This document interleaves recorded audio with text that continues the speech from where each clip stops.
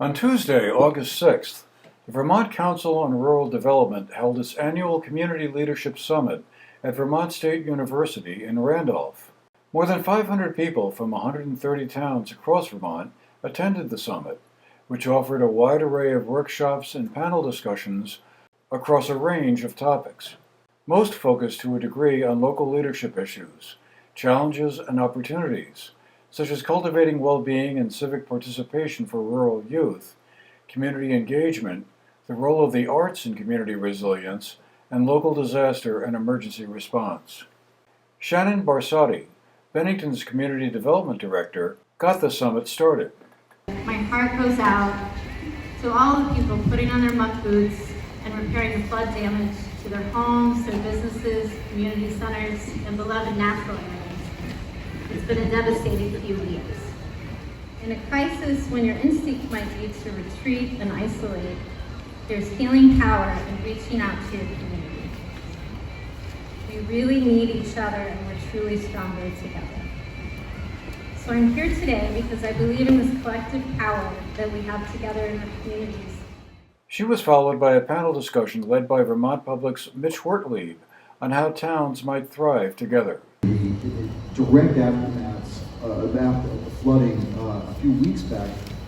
Just talk a little bit about the response that you saw in your community and what you and others did to help out. The outpouring of love and support, like others have mentioned, like Bill too, it's been phenomenal. I will say that, we'd be remiss not to talk about a little flood fatigue that's happened this year. We've seen drop-offs in volunteerism. We've seen drop-offs in funding, both locally and nationally. So there is a little bit of tiredness, there's fatigue. And this is reflected in the people as well. When we talk to our people, many of them gave all they had last year, and there wasn't much left in the tank. This panel also included Martha Dale, a select board member from Londonderry. The porous border, or the sort of boundary spanner concept, is you've got to be sure that you're allowing information, whether it's words or it's people or it's dollars, to move back and forth fluidly without a lot of friction.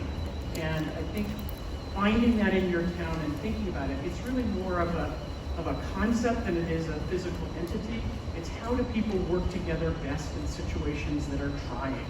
And if you can think about how to encourage a culture of cooperation before an event, it then makes the reality in the moment that much easier to survive.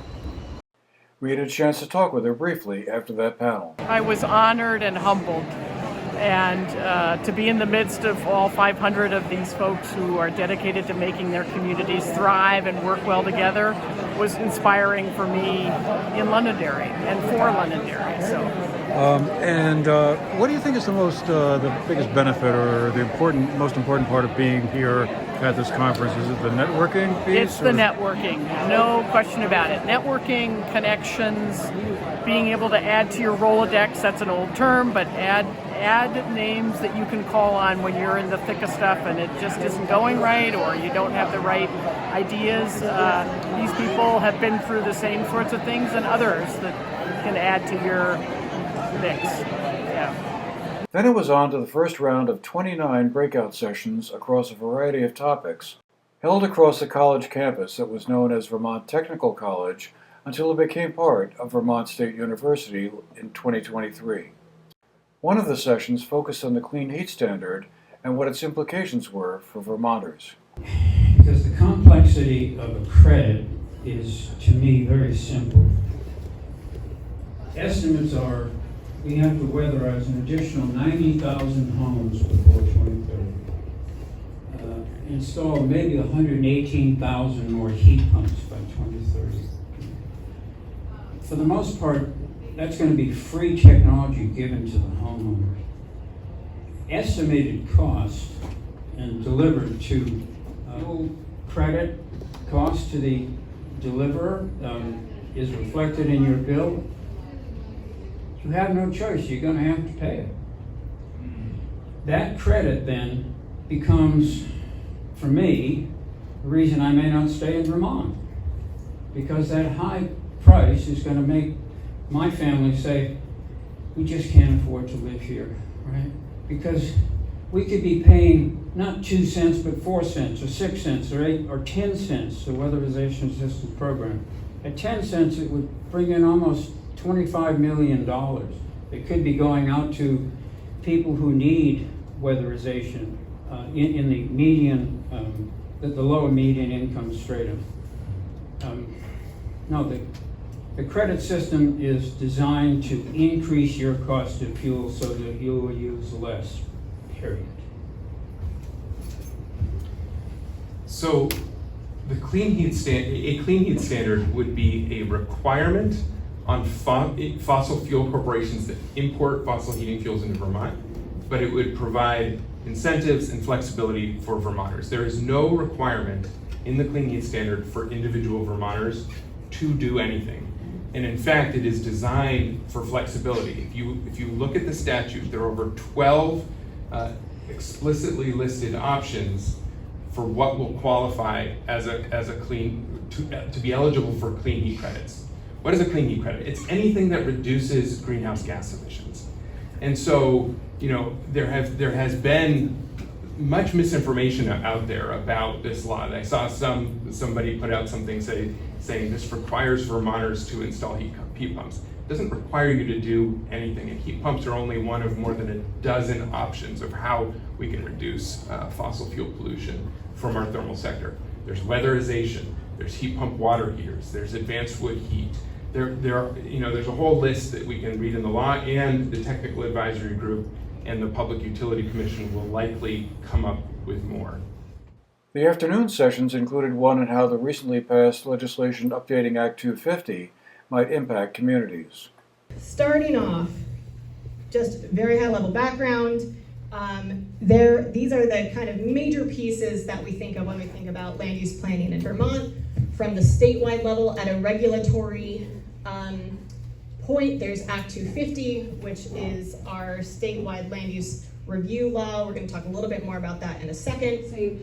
We have to stop putting roadblocks in place of building housing, especially housing, but projects in smart growth areas, and seeing great projects like what Kathy does with Evernorth that aren't. That's the big kind of concept there, is changing the way that we trigger Act 250 review.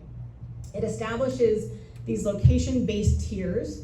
Sounds like it's probably too small to read, but we have 4 different tiers from tier 1A to tier 3, and it kind of goes through, from our most dense community centers to our most rural and kind of natural resource important areas.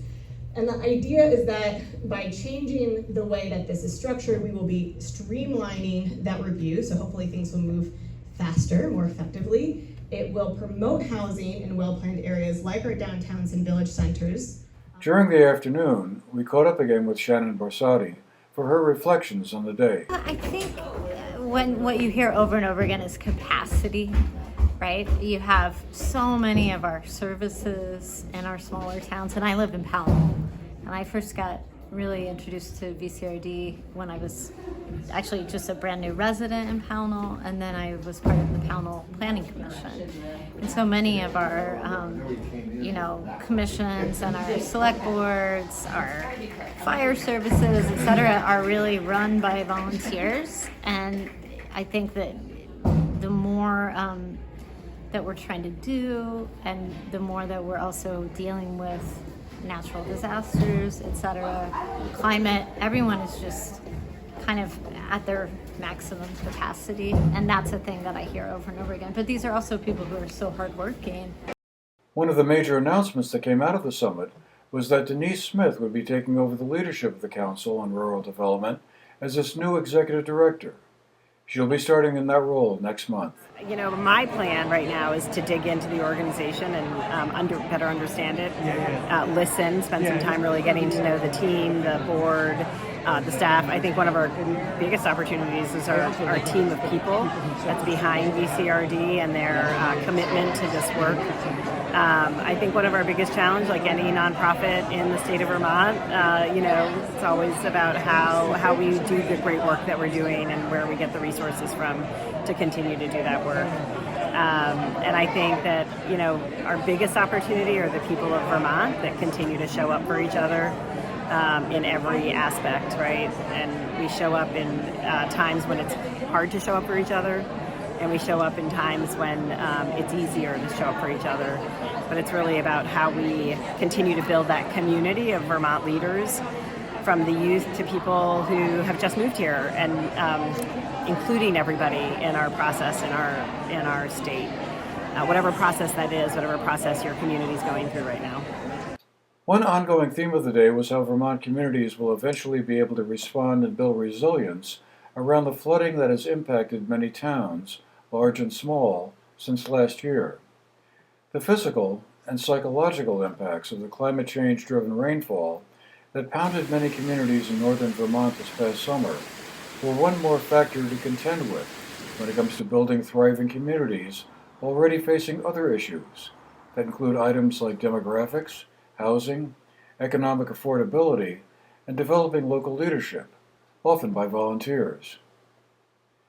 Looking towards that, a panel discussion led by Paul Costello, a former executive director of the Council on Rural Development, explored ways of regional collaboration between towns, which might allow them to pool resources together to solve common problems and challenges. To briefly share their story, their perspective on the challenge of bridging local and regional action in their area of work, and any particular successes that you've seen in doing that as a starting point for our conversation. I'll pass this, Michael. One of the things that other states do that Vermont doesn't do, even states that don't have county government, is something called a council of governments, which is kind of like county government light. And it's essentially set up like the regional planning commissions are now, except in most states that have them, there's a responsibility that the boards are made up of locally elected officials, rather than right now the boards can be made up of whoever the town decides to appoint. So those boards of locally elected municipal officials make decisions for the region. And in different states, those councils of government are enabled and given the authority to take on different tasks. In some states, it's public safety. In some states, it's assessing. In some states, it's related to senior housing and senior care. It varies from state to state, so there's like a menu we could choose from in the state of Vermont. And what's most interesting to me about this concept is in the state of Connecticut, the state and federal government has recognized these councils of governments as the county equivalent. And this is mundane Federal Register stuff, but what this means is that those councils of governments can now access money from the federal government that is only accessible if you are a county. And so that has opened up the state of Connecticut to receive more funding in a way that the state of Vermont right now cannot do. For the GNAT-TV News Project, I'm Andrew McKeever.